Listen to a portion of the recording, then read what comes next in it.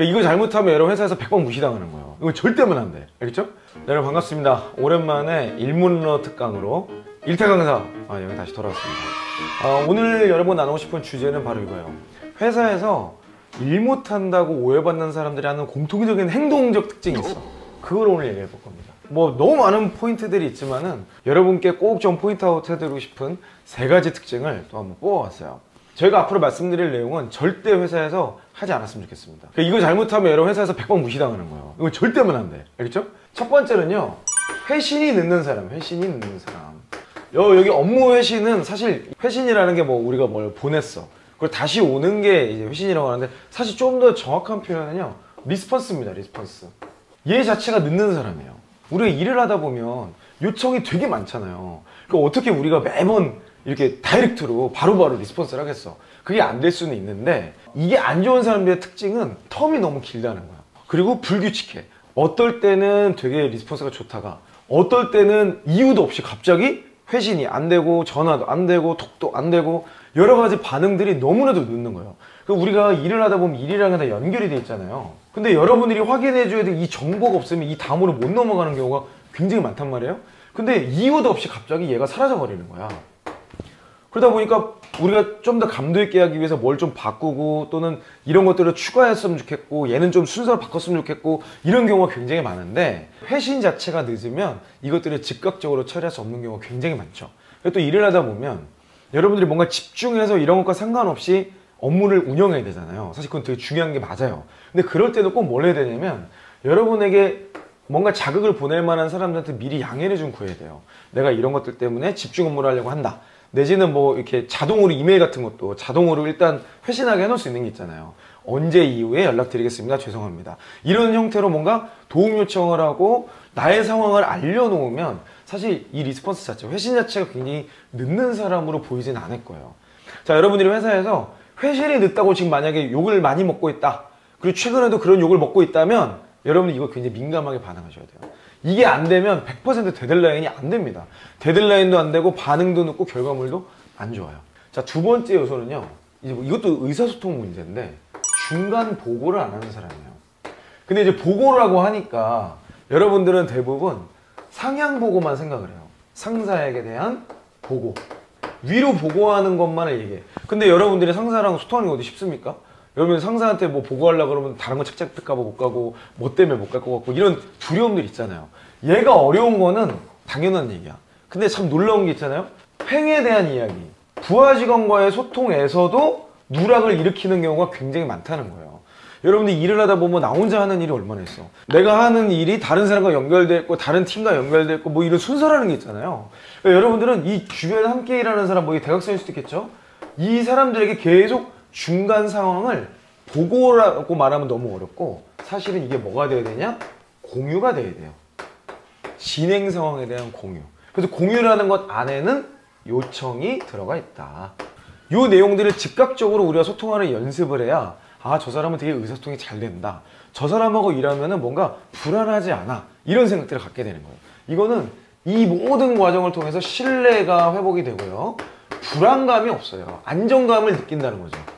일 잘하는 사람들의 특징이 어떤 거냐 생각을 해보면 예측이 되는 거예요. 여러분 치과 갔다고 한번 생각해보세요. 저는 통증에 되게 예민한 사람이거든요. 하여튼 아픈 건 진짜 너무 싫어. 그래서 제일 제가 지금 선호하는 이 치과 선생님 어떤 사람이냐, 이제 좀 아플 수 있어요? 조금 아파요? 뭐 이러면서 이렇게 계속 설명해 주는 거야. 그러니까 과정에 대해서 내가 영향받을 수 있는 것을 계속해서 언급해 주는 게 상대방으로 하여금 굉장한 안정감을 주게 되는 거예요.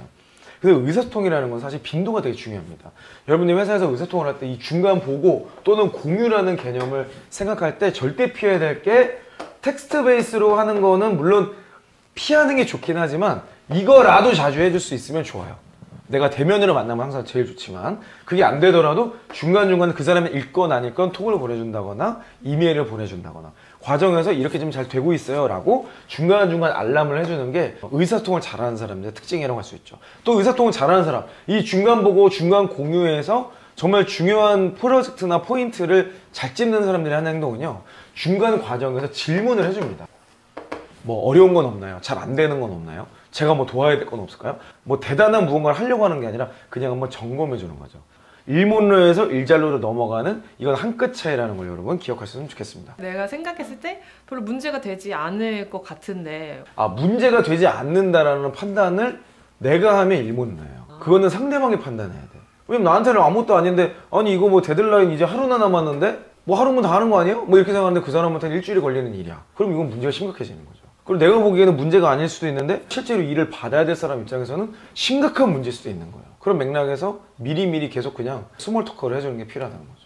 몇 번 어디까지 뭐 이런 것들을 좀 구체적으로 제안해 주실 수 있으신가요? 그건 상황이 다 다르죠. 근데 그냥 딱 정해줄게. 매일 한 번씩 해. 매일 한 번씩 1일 1회. 뭐 이런 걸 하면 좋겠죠. 잘 되고 있다. 잘 되고 있다. 있어요. 아니면 뭐가 좀 어려워요.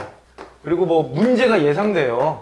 준비하세요. 뭐 하다못해 마음의 준비라도 좀 시켜줘야 될 거 아니야. 되게 이거는 복잡하고 어렵게 생각하면 시작조차를 못하고 아무거나 좋으니까 인사말이라도 해. 그냥 인사. 대단한 보고를 막 보고가 아니야. 그래서 내가 공유를 그래. 공유.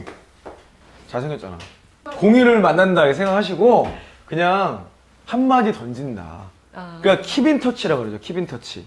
계속해서 우리가 컨택하고 있는 거예요. 그게 굉장히 중요한 거예요. 내가 어떤 일을 할 때 이 후속 공정을 맡을 누군가가 어떤 영향을 받을까는 내가 스스로 판단할 수가 없어.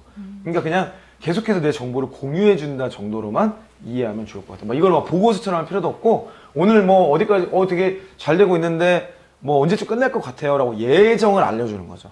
그 정도만 하시면 되겠습니다. 간단한 거예요. 근데 이 간단한 걸 안 한다고 이 간단한 걸 안 하고서 꼭 문제 터진 다음에 전 다 얘기했는데요? 막 이런다니까. 그리고서는 저 사람이 몰랐어요. 뭐 이런 남 탓도 하는 사람들이 있어요. 나 진짜 많이 당해봤어. 문제는 지가 똥은 다 싸놓고 나보고 치우래. 자, 세 번째 특징은요. 스스로의 한계를 모르는 사람이에요. 이 사람들의 특징은 뭐냐면 무슨 일을 맡기잖아요. 이런 일이 가능할 것 같아요? 물으면 일단 무조건 된대요. 무조건 싹 가능이야. 싹 가능. 안 되는 게 없어. 근데 세상에 일이 그런 게 어딨어요. 되는 게 있고 안 되는 게 있지. 근데 일몬러들의 특징이 뭐냐면 안 되는 경우의 수를 또 잘 몰라. 안 해봐서 그래. 근데 또 이게 참 재밌는데 일몬러는 안 되는 경우를 모르면 반대인 일잘러는 안 되는 경우를 다 알아야 될 것 같잖아요. 근데 그렇지 않아. 일잘러는요 싹 가능하게 만들 수 있는 방법을 알아요. 그러니까 우리가 굳이 레벨을 나누자면 이런 거지. C는 좀 그런가? 그럼 뭐 BC. 인간 말종에서 Z 뭐 이렇게 유형을 이렇게 나눈다고 치면은 그러다 Z를 여기 이제 싹 가능과 안 되는 이 경우의 수라고 보면은 여기는 둘 다 몰라요. 여기는 둘 다 모르고 이제 저는 이제 멍청한 똑똑이들이라고 하는데 이 어설픈 친구들은 가능은 또 모르는데 안 되는 이유는 알아. 그러니까 맨날 비관적인 거예요. 근데 진짜 탁월한 애들은 이걸 두 개 다 아는 거예요. 어떻게 하면 되는지에 대한 것도 알아. 근데 여길 벗어나면 안 돼라는 것도 알아. 이 두 가지 경우 수를 다 아는 거예요. 그러니까 에이스인 거야. 뭘 맡겨도 되는 거고. 그러니까 여러분이 2단계 고정해야 되는데 혹시 내가 2단계는 아닌지 좀 조심해야죠. 근데 이 정말 이 Z부리의 이 말종에 가면은 둘 다를 몰라서 그냥 아무 근거 없이 쌉 가능 이렇게 간다고. 그거 좀 믿고서 할 수 있어? 그거 맡겼다가 나중에 개피 보는 거예요. 그 시간 다 날려먹고 돈 다 날려먹고 에너지 다 날려먹고 뭐야 씨 이래서 똥을 싸놓으면 내가 그것도 치워야 돼. 하다 다 쌉 가능 그러면 둘 중에 하나 아주 쉬워. 완전 고수든지 아니면 완전 하수든지. 안 되는 경우의 수에 대해서 먼저 이야기하고 이 두 가지를 조율해가는 방식을 여러분들도 찾으셨으면 좋겠습니다. 근데 안 되는지 진짜 모르겠는 경우는 어떻게 소통을 하는 게 좋을까요? 정말 안 되는지 모르겠다 이럴 때는 제가 이거는 해봐야지 알 것 같습니다 라고 얘기해야 돼요. 이렇게 하면 될 것 같긴 한데 어려움이 있겠죠? 그럼 한번 해보면서 안 되는 건 또 말씀드릴게요. 미리미리 알려드릴게요. 그래서 아까 2번으로 다시 돌아가는 거야. 2번이 중간 공유였잖아요.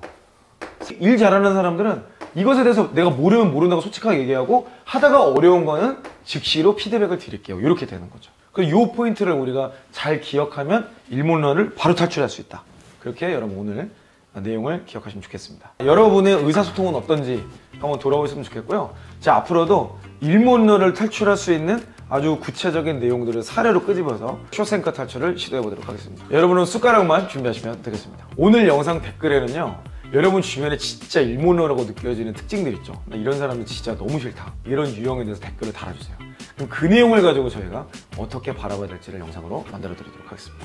저는 다음 영상에 뵐게요. 이상 이영이었습니다. 네, 반갑습니다. 오늘 여러분들이 회사 생활할 때 절대 해서는 안 되는 말실수 몇 가지 좀 알아보려고 그래요. 누구나 말실수를 할 수 있어요. 그런데 문제는 이게 반복되는 거는 굉장히 큰 문제고, 이것조차가 사회생활에 굉장히 중요한 실력으로 평가받을 수 있다는 겁니다. 제가 이런 것들을 조금 더 피부에 와닿게 하기 위해서 회사에서 들어봤던 가장 치명적인 말실수가 어떤 것이냐, 탑5에 대해서 여러분께 설문을 받아봤는데 탑3에 대한 이야기를 오늘 한번 나눠보도록 하겠습니다. 자, 첫 번째는요, 상대방의 자존심을 건드리는 겁니다. 주로 뭐 내용은 그거 하나도 못하냐? 아니 이것도 못하면 너 어떻게 들어왔냐? 인사팀 뭐 하는 거야? 막 이런 얘기 하는 거 있죠. 자존심을 건드리면 상대방의 자존심. 이런 상황을 많이 들어보셨던 분들은 빨리 이직을 준비하시라고 좀 말씀드리고 싶고, 그 상사분들을 위해서 제가 좀 한 말씀을 좀 드릴게요. 부하 직원에게 내가 지금 계속 이런 말을 하고 있다. 그럼 여러분들은 지금 이 말을 피하기 위해서 뭘 해야 되냐? 그분에게 일을 맡겨서는 절대 안 됩니다. 그러니까 지금 이런 일들이 계속 반복되는 이유가 뭐냐면, 뭔가 완벽하고 나는 일을 잘하는데 저놈 때문에 지금 내가 문제가 계속 생기는 상황이 발생하는 거예요. 그럼 여러분들 입장에서는 이 사람한테 아무리 이렇게 얘기를 한다고 한들 그 부하 직원이 맞아, 나의 책임이야, 내가 어떻게 하면 우리 팀장님이 욕을 안 드실 수 있을까, 이렇게 생각할까? 천만의 말씀 만만의 콩떡이에요. 그런 사람은 한 명도 없어요. 그냥 그분은 그 일을 안 맡겨야 돼요. 그 일을 안 맡기고 내가 하든지 다른 그 일을 잘할 수 있는 사람한테 일을 맡기는 것이 서로 좋은 관계를 유지합니다. 이거 백날 얘기해봐야 여러분들만 인성 거지 되는 거예요. 인성 거지 돼서 커리어가 잘 될 수가 있을까요? 그런 일은 결단코 없습니다. 자, 두 번째 케이스는요, 감정적인 표현을 쓰는 거예요. 제가 보면 몇 가지 표현이 있는데 그 중에 가장 흔하게 볼 수 있는 게요, 욕설입니다. 욕설. 말 하나하나에도 뭐 씨 그러고 이 새끼 막 그러고, 뭐 내가 네 새끼냐? 막 이런 거 있잖아. 그럼 뭐 씨 뭐 이런 얘기가 막 아무렇지도 않게 나와. 이거는요, 그냥 인성의 문제, 인성의 문제. 그리고 또 하나는 습관의 문제입니다. 그러니까 그 사람의 머릿속에 그냥 계속 이 욕설이 그냥 박혀 있는 거예요. 나도 모르게 툭툭 튀어나오는 욕설이 나오는 경우가 있어요. 이거 주의해야 됩니다. 사람이 그 말이 어떤 단어를 쓰냐에 따라서 그 사람의 인생과 품격이 달라지는 거예요. 제가 좋아하는 외국인 친구가 한 명 있는데, 와이프가 굉장히 인기가 많은 분이었고, 남자분은 뭐 키도 크지도 않아요. 키도 크지도 않고 뭐 굉장히 남성미였거나 그렇지도 않아. 근데 이 인기 많은 여성분이 한눈에 반해가지고 둘이 결혼을 한 거야. 근데 이 사람들이 이야기를 제가 들어보니까 이 사람이 하는 단어가 귀족들의 단어여서 반했다는 거예요. 그러니까 어떤 단어와 어떤 말을 쓰느냐에 따라서 그 사람의 품격이 결정이 돼버리거든. 자, 이 욕설을 나도 모르게 습관적으로 하시는 분들, 저 같은 경우는요, 욕설을 하면은 되게 어색해요. 아이씨 이런 거 있잖아. 내가 이 말 쓰는 순간 막 이걸 되게 의식하고 써야 되거든요. 근데 무의식적으로 말하시는 그런 새끼들이 있어요. 그런 분들은 주의해야 돼. 이거 습관이야, 습관. 얘만 고쳐도 커리어 바뀝니다. 주변이 막 욕하고 막 하는 사람들, 여러분은 그럴지 몰라도 욕 안 하는 사람이 들으면 깜짝 놀랍니다. 자, 두 번째 감정적인 표현이 언제 나오냐면요, 남 탓을 할 때 생겨요. 남 탓을 할 때. 자, 우리가 일을 하다 보면요, 문제가 생길 수도 있고 목표가 달성 안 되는 경우도 있어요. 근데 그럴 때 꼭 남 탓을 해, 남 탓을. 내 책임을 다하지 못해서 문제가 생긴 것까지 남 탓을 하려다 보니까 어때요? 상대방하고 감정적으로 격해질 수밖에 없어요. 그러니까 이럴 때 감정적 표현이 나오는 거예요. 그러니까 이 남 탓을 하다 보니까 어때요? 갑자기 욱해. 보통 남 탓을 하는 분들이 감정적이에요. 그러니까 감정적인 얘기를 나누다 보면은 화가 나. 화가 나다 보니까 욱하는 표현들이 계속 나와요. 그러다 보면 어느 순간 나는 인성거지가 되겠는 거야. 근데 조금 성숙한 사람들은 남 탓을 하기보다는 그냥 일단 내가 무조건 잘못한 거니까 책임을 내가 떠나려고 그래. 이러면 또 어떤 분들은 뭐 직장에서 그렇게 회사 생활하면은 완전히 골로 갑니다, 이런 얘기하는 분들이 있는데, 그거는 제가 보기엔 굉장히 근시안적인 생각이에요. 지금 그 순간은 내가 뭔가 벗어나는 것 같고, 그 순간은 내가 모든 책임을 지는 것 같지만, 시간이 지나면 사람들은 압니다. 저 사람이 책임감이 있구나, 저 사람한테 일을 맡기면 믿을 수 있겠다, 이런 레퍼런스가 쌓이는 거예요. 그 순간은 뭔가 손해보는 것 같아요. 근데 저는 여러분께 남 탓이 아니라 내가 뭐를 잘못했는가, 내가 어떤 문제를 해결했어야 됐는데 좀 더 나설 수 있었는데 좀 더 내가 이것까지 생각했어야 됐는데 놓쳤구나라는 연습을 좀 해보시길 추천드려요. 그것만으로도 지나치게 감정적인 표현을 사전에 차단할 수 있습니다. 누가 막 나한테 욕을 하면 그렇지, 내가 뭘 놓쳤나 보다, 근데 이렇게 한번 생각을 해보는 거야. 그리고 나서 생각해본 뒤에 나중에 다시 가서 근데 내가 생각을 해봤는데 아니 이거는 이 문제가 아닌 것 같은데요? 라고 이제 따져볼 수가 있는 거죠. 저 같은 경우는 그랬어요. 뭔가 문제가 생기면 항상 제 탓을 하시는 분들이 있어요. 뭐 자기 아들이 뭐 대학 떨어졌다고 제 탓을, 그리고 뭐 자기 오늘 차가 오다가 사고가 났어, 그것도 내 책임이래. 인사팀이 어제 밤에 이메일 보낸 걸 내가 보고서 뭐 생각하러 늦게 자느라고 뭐 사고가 났다나? 뭐 그런 식이야. 그런 분들이 꼭 저한테 욕을 하면서 화를 내, 화를. 감정적인 얘기를 해요. 그럼 그때부터 저는 그분 머릿속에 제가 뭐가 되겠어요? 나한테 저렇게 하는 거 보니까 부하 직원들은 어떻게 할까? 저부터 빨리 집으로 보내드리겠다 이런 생각하지 않겠어요? 감정적인 표현을 하는 가장 결정적인 순간이 남 탓을 할 때다. 우리 이것을 한번 인성적인 관점에서 돌아볼 필요가 있다는 거죠. 근데 그렇게 내 탓이오 하는 게 호구처럼 보일 수 있는 거예요. 아, 호구가 될 수 있는데 장기적으로 보면 그게 이기는 겁니다. 결국에는 존버가 승리하는 거거든요. 자, 세 번째, 이게 가장 중요합니다. 1위를 나타낸 건데요. 뒷담화입니다. 뒷담화. 이 뒷담화, 뒤에서 막 욕을 하는 것에 아주 근본에 뭐가 있냐면요, 자존감이라는 문제가 있어요. 이걸 인식을 해야 돼. 뒷담화 하시는 분들은 지금 자존감에 문제가 있다는 것을 스스로 인식을 해요. 이 영상을 보고 계신 여러분들 중에 어제 내가 그 사람이 없는 자리에서 그 사람의 안 좋은 흉을 봤다, 그 사람에 대한 안 좋은 부정적 피드백을 했다, 이거 다 뒷담화입니다. 그 사람 앞에서 할 수 있는 얘기를 하셔야 돼요. 근데 이 뒷담화의 근본에 뭐가 있냐? 낮은 자존감이라는 게 있다는 거예요. 자존감에 문제가 있어. 왜냐? 뒷담화 하시는 분들은 분석을 해보잖아요. 아주 공통적 특징이 있습니다. 메인에서 밀려나신 분들이 보통 뒷담화를 많이 해요. 또 하나의 부류는 사내 정치분들도 뒷담화를 잘합니다. 메인의 자리에 있긴 하지만 실력으로 그 자리에 간 게 아니야. 누군가를 폄훼하고 막 물어뜯고 해가지고 자기의 위치를 정치력으로 만드는 사람. 근데 그런 사람은 오래 못 가요. 그 사람들 모두가 알아. 아, 저 사람 정치꾼이고 여우라는 걸 알아요. 그건 역시도 여러분들이 너무 심각하게 생각할 필요 없어요. 길게 보면 어차피 조직이 다 걸러진다. 그 시간이라는 것이 해결해 주는 것이 있다는 것을 여러분들은 그냥 믿고 가시면 좋겠어요. 뒷담화도요, 꼭 필요한 게 있어요. 뭐가 필요한지 아세요? 시간이 있어야 돼. 시간이 있으니까 이걸 하고 있는 거야. 그러니까 쉽게 말하면 할 일이 없다는 얘기지. 회사에서 할 일이 없으니까 바빠 죽겠는데 그 바쁜 시간을 쪼개가지고 뒷담화하고 자빠진 거예요. 아, 여러분들이 뭔가 뒷담화에 한 번은 참여할 수 있어. 이거 얘기하다 보니까 이거 뒷담화인데? 이런 생각 할 수 있죠. 한 번은 그럴 수 있는데 그 뒤로는 그 자리에 있었던 사람들 잘 기억해 놨다가 그냥 그분들과 적절한 손절을 하시거나 적절한 거리를 유지하시는 게 제가 보면 가장 좋지 않을까 생각이 듭니다. 이 뒷담화라는 게요, 마력이 있어요. 이 이야기를 하다 보면 내가 거기에 나도 모르게 빨려 들어가. 그러면은 나도 모르게 내가 뒷담화하는 어떠한 사람, 이 사람이 이야기를 계속 나누잖아요. 뒷담화 하시는 분들이 또 그렇게 앞에서 유난스럽게도 세련되고 쿨한 척을 합니다. 그래놓고 자기 뒷담화 하나만 듣잖아. 뭐 얼굴이 시뻘개져가지고 아까 위에 있었던 감정적인 이야, 상대방의 자존심을 건드리는 말을 마구마구 쏟아내요. 왜? 자기가 뒤에서 주구장창 이 얘기만 했거든. 자존감이 낮아서 나타나는 특성이에요. 그러니까 어찌됐건 간에 뒷담화를 계속 듣다 보면은 이 누군가에 대한 인식이 그냥 그대로 여러분 안에 스며들어요. 그래서 그 사람을 대할 때 벌써 여러분들이 인식이 그 사람에 대한 뒷담화가 먼저 떠올라. 여러분들이 굳이 그런 표현을 말로 뱉지 않아도요, 여러분의 눈빛, 표정 이런 거 하나하나로 이 사람에 대한 감정이 상대방이 느끼게 되는 거예요. 저는 그런 경험을 너무 많이 했고 그런 사람들을 많이 봤어요. 그래서 뒷담화라는 것은 그냥 피하는 게 가장 좋다. 이거 안 하면 뭐 나 왕따 될 것 같아. 그냥 왕따 되세요 그냥. 그리고 그런 게 메인 주류야? 어차피 그 회사는 미래가 없어. 거기에서 뒷담화로 사내 정치로 성장하신 분들이라 봐야 뭐 갈 데가 없는 거 뻔하지 뭐.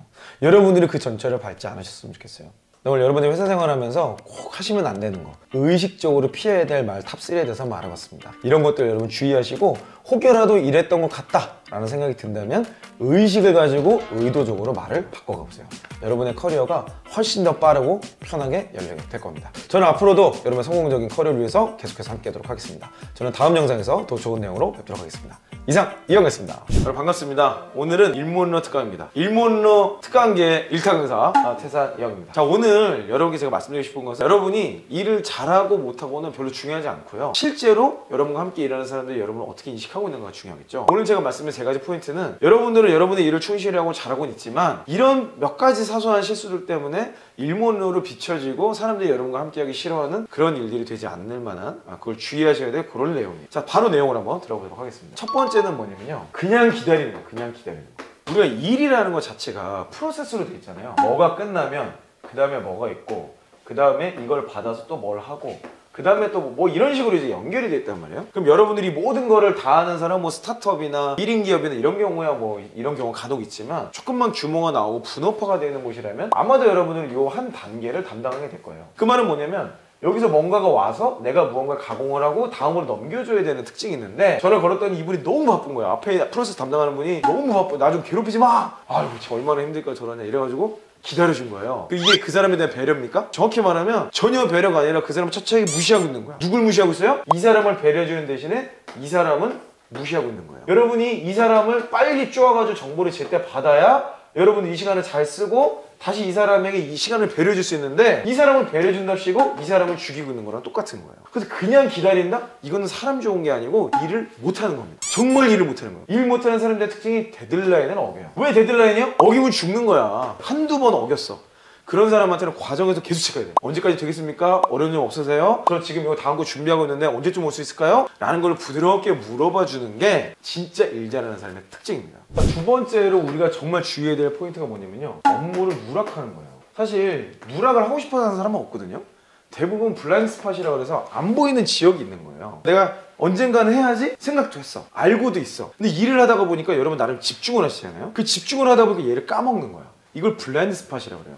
이것도 데드라인을 어기는 건 똑같습니다. 이 과정에 무언가를 누락했기 때문에 아까 프로세스가 이렇게 있잖아요. 근데 이거가 큰 프로세스고 이 안에를 또 들여다보면 또 여러분 나름의 프로세스가 있을 거예요. 그죠? 근데 여기서 요거 하나가 뭐가 빠지는 거예요. 요거 하나가 날아간 거야. 그래서 나는 다 했다고 생각하고 보냈는데 이 사람 입장에서는 의문이 생기는 거지. 야, 얘 어디 갔어? 그러면 다시 정보가 오고 또 여러분들이 재작업을 해서 보내드리는 거예요. 여기서 시간이 엄청 복잡해지고 의사통이 꼬이고 서로 간의 신뢰가 사라집니다. 이것도 마찬가지로 한두 번은 그럴 수 있어요. 근데 매번 이렇게 되면 진짜 그냥 블라인드가 돼버리는 거. 블라인드 스팟이 아니고 그냥 블라인드가 돼버려. 맹인이 된다는 소리죠. 그래서 이때 여러분 꼭 쓰셔야 될 게 뭐냐면 체크리스트 쓰셔야 돼요. 자, 체크리스트라는 건 사실 굉장히 고차원적인 개념이고 여러분들이 두리스트라고만 해도 돼요.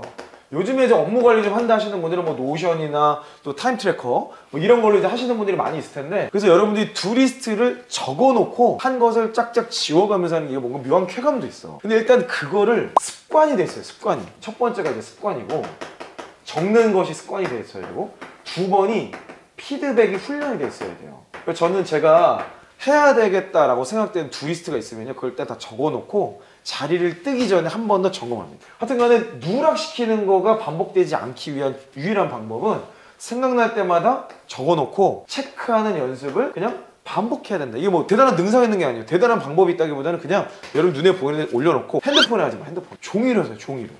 그래야 얘를 항상 펼쳐놓고 눈만 감으면 보이거든. 굳이 이런 화면으로 하겠다 그러면 별도의 이 패드나 스크린 같은 걸 옆에 두고 걔는 그걸로만 쓰든지. 그래서 저는 예전에 너무 바빠가지고 화면을 두 개를 놓잖아요. 두 개를 듀얼 스크린으로 놓고 하나는 스케줄하고 체크리스트만 넣었던 적이 있어요. 수시로 계속 제 스케줄 표하고 두리스트를 보면서 내가 지금 어디까지 왔는가. 그러니까 저는 애초에 타임 트래커를 씁니다. 타임 트래커 쓰면 대부분 해결된다고 하더라고요. 자, 세 번째는 비밀리에 업무를 추진하는 거예요.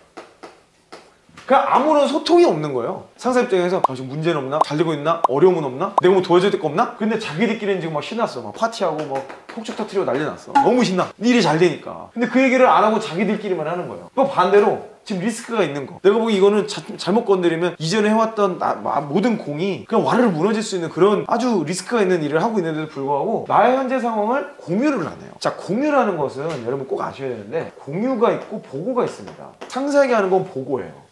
공유는 누구한테 하는 거예요? 동료에게 하는 거예요. 또는 이해관계자들. 자, 공유와 보고의 차이는 뭐냐면요, 보고는 목적이 분명한 거예요. 근데 공유는요, 목적이 없을 수도 있어. 왜냐면 알고 있으세요, 참고하세요, 혹시 당신이 영향받을지도 모르니 알고는 있으세요 라고 하는 거예요. 그리고 보고는 보통 목적이 있기 때문에 우리가 방식과 타이밍을 다 결정을 해놓습니다. 보통 이거를 사전 기획 보고, 그리고 중간 보고, 결과 보고 뭐 이렇게까지 표현을 하죠. 공유는요, 과정 그 자체를 그냥 뭐 대단한 목적 없이 그냥 계속 위주와 구조를 얘기를 하는 거예요. 그래서 그 사람이 혹여라도 놓칠 수 있는 거, 그리고 만약에 내가 중간에 미스가 났더라도 내가 이미 그거 다 공유하고 있었는데, 이 과정을 다 당신이 보내고 있었는데 당신 왜 이걸 이제 와서 그런 소리 하냐 라고 말할 만한 익스큐즈 할 수 있는 나의 액션이기 때문에. 그래서 뭐 톡 같은 경우도 우리가 업무 카톡방 같은 거 있잖아요. 그런 걸 그냥 보든 안 보든 뭐 누가 묻든 안 묻든 그냥 계속 공유하는 거야. 공유를 하고 상사에게는 주요 이슈마다 반드시 보고를 해야 됩니다. 그래서 의사소통만 잘해도 제가 보기에는 회사 생활은 절반은 간다. 그래서 어느 레벨 올라가면 이게 다야 그냥. 소통만 잘해도 아주 뭐 회사 생활 편하게 하고 잘하고 인정받을 수 있어요. 근데 이거를 연습하는 방법이 공유와 보고를 구분하는 것에서부터, 그리고 얘는 반드시 여러분 나름의 기준을 상사와 합의를 하고 진행하고, 공유에 대한 것은 합의와 상관없이 수시로 한다. 진행 상황, 예상되는 리스크 이런 것들을 끊임없이 공유하고 있는 것이 아주 중요한 특징이다 라고 여러분께 좀 말씀을 드립니다. 자, 여러분들이 이것만 피해도 일문러는 되지 않을 수 있다 라는 내용 3가지로 꼭지를 좀 따봤는데요. 자, 여러분들이 일하면서 이런 건 어떻게 될지 모르겠다 하시는 궁금증들은 댓글에 자세하게 달아주세요. 앞으로도 여러분의 어려움을 함께하면서 해결하는 저만의 여러분의 편에 서 있는 인사팀장으로서 조언을 드리도록 하겠습니다. 여러분 오늘도 좋은 하루 되시고요. 저는 다음 영상에서 뵙도록 하겠습니다. 이상 이영이었습니다. 여러분 반갑습니다. 오늘도 일문러 강사계 일타 강사 태사영입니다. 오늘은 여러분들이 많은 어려움을 겪고 계신 의사소통에 있어서도 특별히 보고하는 방법, 보고할 때 이거는 주의하세요 라는 내용으로 여러분과 함께 이야기 나눠보려고 합니다. 뭐 보고라는 게 되게 어려울 거예요. 제가 지난번 영상에서 보고와 공유는 분명히 다르다라고 말씀을 드렸기 때문에 오늘은 특별히 보고와 관련된 내용으로 좀 더 깊이 있게 한번 들어가 볼게요. 자, 먼저 지난 시간 복습을 한번 해볼게요. 보고와 공유의 차이가 뭐라고 그랬죠? 공유는 목적이 없어도 된다.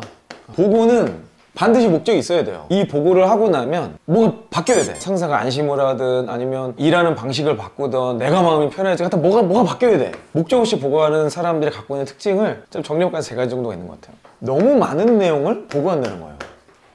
어떻게? 그것도 한 번에. 그래서 보고를 일단 준비하는 데 시간이 오래 걸려요. 그 시간을 오래 걸리면서 자기 생각을 계속 만들어가는 거야. 처음엔 내가 이거를 보고하려고 그랬는데 생각하다 보니까 이것도 보고해야 될 것 같아. 그러면 이것도 하다 보니까 이것도 보고를 해야 될 것 같아. 생각해보면 이것도 해야 되겠는데? 점점 늘어나요. 위로 올라갈수록 복잡한 걸 듣고 싶어 하지가 않아. 심플해야 돼, 심플한 거. 그리고 제일 먼저 이 상사들의 머릿속에 뭐가 있냐면 그래서 그걸 너 나한테 왜 보고하는 거야? 이거를 명확히 해야 돼요. 근데 이게 정리가 안 된 상태에서 이걸 아셔야 될 것 같고 저거는 꼭 아셔야 될 것 같고 뭐 이런 내용 투성이야. 그러니까 너무 많은 내용이 한 번에 보고되는 게 문제다. 왜 이런 문제가 생기냐?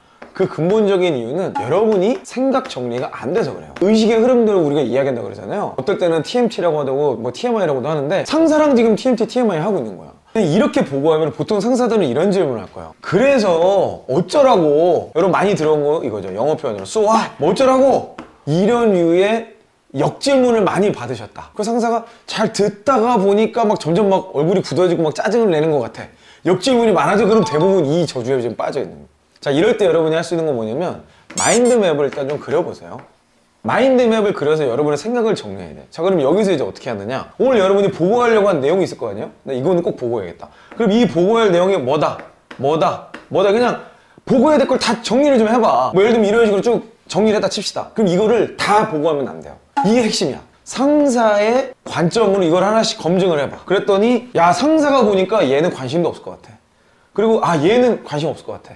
그럼 요거는 오케이, 요건 좋은데 요거는 좀 빼자. 뭐 이런 식으로 하나씩 생각을 좀 분류를 해가는 거야. 그 중에 내가 요번에는 요거는 꼭 보고를 해서 뭔가 얻어내야겠다. 그런 생각으로 요 3가지만 보고한다. 이런 식으로 좁혀서 나의 의도에 맞는 내용을 정리하는 게 굉장히 중요하다는 거죠. 그래서 이거를 할 때 여러분들이 막 저렇게까지 마인드맵까지 잘 모르겠다 그래도 상관없어. 보고의 목표가 뭐냐? 이 보고가 끝나면 나는 무엇을 얻고 싶은 거냐? 뭐가 바뀌고 싶은 거냐? 이거에 맞는 내용이냐만 매칭을 시켜보세요. 요게 맞다 그러면 그 내용은 뭐 양이 많을 수도 있죠. 그럴 때는 뭐 보고를 해야 돼. 근데 상사랑 보고할 때 제일 좋은 게 다접촉 전략입니다. 자주 짧게. 그래서 계속 상사의 상황도 좀 캐치를 해보고 여러분이 보고하는 방식도 맞춰가고 그 과정에 신뢰가 생기는 거. 이게 가장 중요합니다. 상사가 원하는 게 뭔지를 알려면 상사한테 자주 물어봐야 돼. 그래서 상사랑 대화를 나눠야지 알 수 있어요. 상사랑 보고도 안 하고 상사랑 얘기도 안 하고 상사랑은 막 거리가 이렇게 먼데 한 방에 이걸 원할 거야 100% 원하지 않습니다. 알 수가 없어 그거는. 처음이면 좀 힘들지만 자주 가서 물어보고 작은 보고를 여러 번 해보는 게 좋은 거죠. 근데 상사가 그렇게 자주 물어보는 거 싫어할 수도 있어요. 만약에 그러면은 한번 그냥 부딪혀봤다 싫어하면 그때 좀 더 정리해서 갖고 가는 거죠. 상사에게 맞추는 거예요 이거는. 자, 이 보고를 잘 못하는 사람들의 2번째 특징이 뭐냐면요, 근거가 없이 보고를 합니다. 그러니까 죄다 하는 얘기가 뭐야? 자기 생각으로 얘기해. 자기 생각으로. 그건 네 생각이고 난 네 생각이 궁금한 게 아니라 고객의 생각이 궁금하다고. 고객의 생각이 뭐예요? 고객이 한 명이라고 한두 명이라고 그러면 그 사람이 하는 말들이 있을 거 아니에요. 이게 여러 번 중첩되는 내용이 바로 근거입니다. 그 근거라는 게 뭐 대단한 게 아니에요. 그냥 내가 지금 보고하려고 하는 내용이 맞다라는 걸 내 나름의 무언가를 가지고 주장을 하는 거죠. 이 사람이 똑같은 얘기를 여러 번 했어요. 또 여러 사람이 이 얘기를 하고 있어요. 뭐 조회수라든지 매출이라든지 전환율이라든지 뭐 내가 가지고 관리하고 있던 모든 면에서 숫자는 이걸 얘기하고 있어요 라는 거를 먼저 정리를 해야 돼. 근데 이게 왜 안 되냐면요, 평소에 수치화 연습이 안 돼 있어서 그래요. 사실 이 형의 영상을 많이 보시는 분이라면 요거는 아주 기본적으로 돼야 되는데, 그죠? 왜냐면 이거 열심히 하신 분들은 보통 타임 트래커를 쓰시잖아요. 타임 트래커 안 쓰면 이렇게 눈물이 흐르는 거야. 수치화가 기본적으로 연습이 돼 있어야 되고, 업무에서 이거를 살릴 수 있는 방법이 뭐냐? 여러분의 업무를 잘했다 못했다를 판가름하는 어떤 지표가 있을 거 아니야. 그걸 이제 가장 대표적인 게 KPI니까 저는 이 용어를 쓰는 거고, 어쨌든 여러분이 평가할 수 있는 어떤 지표든 좋아요. 그럼 또 어떤 분들은 나는 그런 게 없습니다. 그럼 여러분 직무 있잖아, 직무의 뒤에 그냥 KPI 붙여서 검색을 해보세요. 그러면 뭐 나옵니다. 내 업무를 이걸로 평가할 수 있겠다라고 할 수 있는 거를 찾아서 들어가 봐라. 안 그러면 생각으로 얘기하면 상사가 내 생각은 네 생각과 다른데? 이 말 한마디로 모든 게 와를 멘션인 거예요. 그래서 이거를 잘하려면요, 항상 여러분 머릿속에 어떤 숫자를 바꾸겠다, 뭐를 내가 바꿔내겠다는 무언가 하나가 있어야 돼요. 항상 그걸 중심으로 생각해야 돼요. 이건 연습을 한번 해봐야 되고, 이 연습이 필요하신 분들은 트랙커스로 오시면 제가 함께 하도록 하겠습니다. 목적 없이 보고하는 분들의 세 번째 특징은요, 문제만 가득한 보고를 합니다. 이거는 정말 최악이야, 최악. 보고의 모든 내용이 문제밖에 없어, 문제밖에. 팀장님, 이거 이래서 문제고요, 저래서 안 되고요, 지금 이런 사건이 터졌습니다. 그래서 뭐 어찌려는 거야? 글쎄요, 그럼 뭐 어떻게 되지? 뭐 이런 보고는 진짜 서로 답 없어. 자, 이게 왜 그러냐? 뭐 여러 가지 이유가 있지만 제가 보기에 근본적인 문제가 있어. 왜 이런 보고를 하냐? 하기 싫어, 지금.